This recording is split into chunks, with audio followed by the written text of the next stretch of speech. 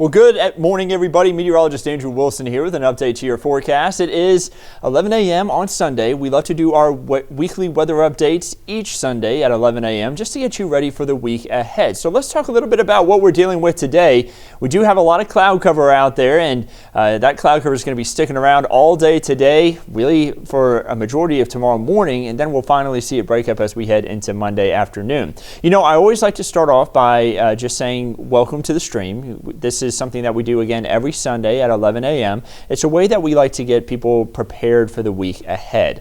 You can catch it on the 11 Alive app on YouTube, and then also on the 11 Alive Plus app there that you can get on your Roku, Fire TV, and then also Apple TV devices.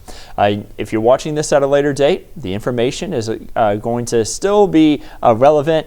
Just know that some of the information could be dated. Some of it could, like the wind advisory that we have for today. If you're watching this after 7 a.m. on Monday, the wind will have finally calmed down, but up until 7 a.m. Monday, we do have a wind advisory in place, and that's going to be into far north Georgia. We could have sustained winds at 15 to 25 miles per hour.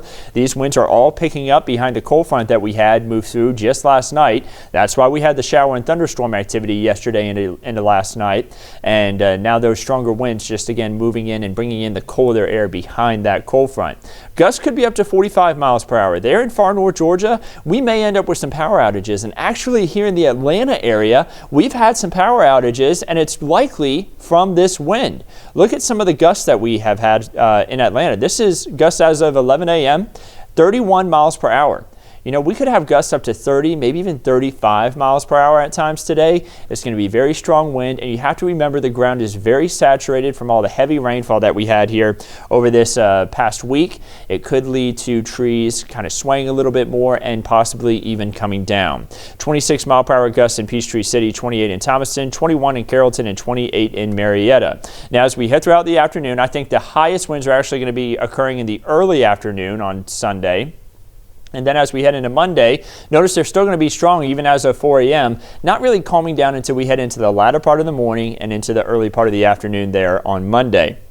We talked about it, the colder air is being brought in by some of these stronger winds. These are the temperatures as of 11 a.m. on Sunday. Notice that we have temperatures at 47 in Atlanta, 45 in Covington, 47 in Peachtree City. I'm thinking the temperatures pretty much halt to where they're at now because of these stronger winds that are still bringing in the colder air mass, and then the fact that we have so much cloud cover overhead.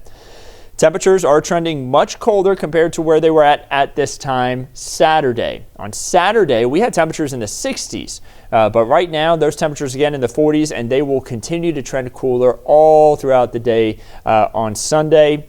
Notice that we've had a big switch in our temperatures here as we've headed throughout the last few days. You know, we were hanging out just around average for the end of December and throughout the beginning and middle of January. But then once we headed into the kind of early to end of January, I guess you could say, right around January 20th time frame, we saw our temperatures really take a dip, down to 32 for the high, 17 for the low there. And then once we moved into this past week, look at the temperatures just surged. That blue line, by the way, that's the average low. The red line, that's your average high. And then the white here, that's just the range of temperatures where we had 48 for the high one day, 27 for the low, 32 for a high, 17 for a low. While we had 32 for the high there, we had then just a few days later 72 for the high. That is a 40-degree swing just within a few days. So we had that big surge in temperatures, and now our temperatures are going to be back closer to where they should be for this time of year. You'll see that in the 7-day forecast here in just a moment. Satellite and radar, again, showing the cloud cover overhead, not seeing anything in the way of shower activity, though. Moving into the more widespread range here across the southeast, you see that it's not just us. Much of the southeast dealing with clouds, and when you look off to our north, they even have a little bit of shower activity and flurries into the higher elevations of the mountains there, up into eastern Kentucky, eastern Tennessee, stretching into Virginia, western portions of Virginia, and then West Virginia itself. That's that big area of low pressure, the reason why we had the shower activity spark for us yesterday, and the reason why it's so windy. There's a little bit more of a pressure gradient across our region. So the 11 Alive app, it's a great way for you to get information. I mentioned this earlier that you can download it and keep it updated on information, watching updates just like the one you're seeing right now. You can also download that 11 Alive Plus app on Roku, Fire TV, and also Apple TV. Make sure you download the app because, again, it's a great way for you to get information. You can watch newscasts live. Very useful if you lose power. I know we had a lot of people without power in DeKalb County this morning and down towards Conyers. Remember, you can download the app and still catch the newscast as long as you have a cell signal or Wi-Fi. You can still watch the news. Send in your weather wow moments. Check out the hourly forecast. That is the hourly forecast for Sunday afternoon. Notice the windy conditions expected, and then keeping an eye on the radar, which would have been really useful for this past week, right, with all those stormy conditions we had. Radar's going to be quiet, though, over the next few days. Forecast track picks up on that. For today, again, just cloud cover overhead. Temperatures rising into the upper 40s. Tonight, those temperatures will fall all the way down into the 30s when you're waking up there on Monday. The kids need the thick jacket at the bus stop. It will still be breezy. Good jackets are definitely going to be needed, but no umbrellas. We will be dry to start off Monday, and this cloud cover will thin out by the time we head into the afternoon, and temperatures will rebound into the upper 40s, lower 50s. Plenty of sunshine overhead for Monday afternoon.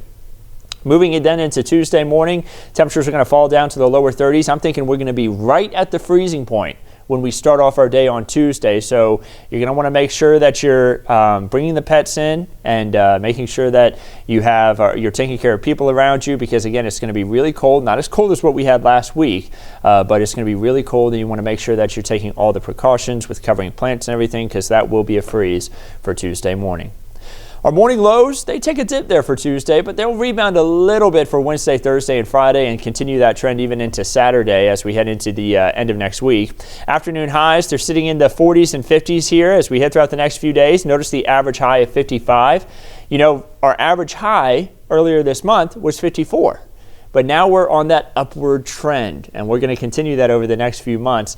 And our temperatures will follow suit, of course, as we start to warm up, getting closer towards spring. So we've moved through on average, the coolest time of the year, and we're starting to move into a warmer time with those average highs going up. As far as the rain chances are concerned this week, I mentioned it earlier that we're not going to have a ton of rain. We're going to get a chance to dry out a bit. Just a slight chance for rain on Wednesday. We'll have another slight chance by the time we head into Friday night and into Saturday. So only 2 chances for rain over the next 7 days. Well, how much rain are we going to get from that? We'll get anywhere from 1/4 inch of rain or less across North Georgia. I think some spots are going to make it through this next week without a drop of rainfall. So it is going to be a much drier week, but we are not really hurting for rain like what we were before. Notice that we are well ahead of average for the month of January. We're ahead for the year too, of course that means. Nearly 6.5 inches of rainfall for this month. That's that number right here. Again, just under 6.5 inches. Our normal year to date would be just 4 inches of rain. So yeah, we're at a surplus of nearly 2.5 inches. The wettest day of the month, that was back on the 9th here. We had 2 3/4 inch of rainfall. That was a really wet day, some really heavy rain. And you see how many days here that we've had rain this month. That's going from the 1st all the way through the 27th. Significant rainfall that has really helped us to correct some of the drought. The past few weeks, we've just seen a bunch of improvement in the drought monitor. Remember, at the beginning of the month, we had extreme to exceptional drought even still in parts of North Georgia. Right now, we have moderate to severe drought, abnormally dry conditions as well. And as we head into this next week, it's going to take into account all the heavy rain that we had from Tuesday all the way through the end of the week and into just yesterday, where we had the rainfall there on Saturday. Once that's added in, I'm willing to bet that we are going to see the severe drought go away completely here in North Georgia. So no more severe drought up here in the far northwest Georgia. I think that this abnormally dry area is going to really trim back, and the moderate drought, it's a possibility we may see moderate drought go away completely. But we'll have that update, of course, on Thursday. The drought monitor, it updates every Thursday. We won't get an update until then. And once we have that in Thursday morning, you can watch it right here on 11 Alive with meteorologist Chesley McNeil. And we'll be able to show you, and hopefully be able to show you a map that doesn't have a lot of those different colors on it with those yellows and oranges, and showing that we aren't in drought anymore. Your 7-day forecast shows us that we stay fairly cool this next week. 48 there for the high today. 50 for the high on Monday. We start off at 32 for Tuesday, rising to 55, and then a slight chance for rain as we head throughout the day on Wednesday. Thursday will be drier. 59 for the high on Friday. Cloud cover is going to increase throughout the day on Friday. I think we'll start off the day with a little more sunshine, but more cloud cover by the end of the day. And then overnight Friday, we're going to start to see some rain chances ramp up. Some of those showers could linger on into Saturday with a slight chance for rain there with a high of 62 degrees. So we're back above average as we head into Friday and Saturday of this next week. What can we expect though as we head into day 8 through day 14? So beyond the 7-day forecast, we're taking a look at temperature trends now.